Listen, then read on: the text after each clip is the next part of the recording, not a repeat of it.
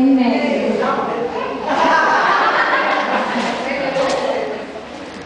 Então Jesus vai estar em meio.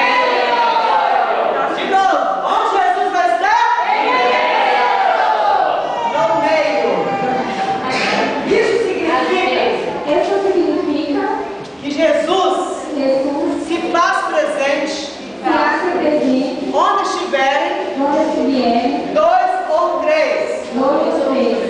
É interessante que Jesus não exigiu muitos. Muitas pessoas juntas. Você já pensou se ele tivesse falado? Onde estiverem 1000 ou 2000 reunidos no meu nome. Aí eu estou no meio deles. Aliás, eu vou estar no meio. Jesus estaria aqui agora? Jesus estaria Não. 1000 ou 2000? Não. 1000 ou 2000? 1000 ou 2000?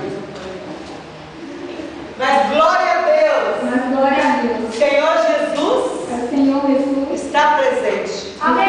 Neste lugar. Com nós outros. Está presente. Onde estiverem dois ou três. Amém. Isso significa concordância. Nós estamos aqui, pastora Miriam, Estamos acá, pastora Miriam, que é a pastora desta igreja. que é pastora dessa igreja. Aleluia!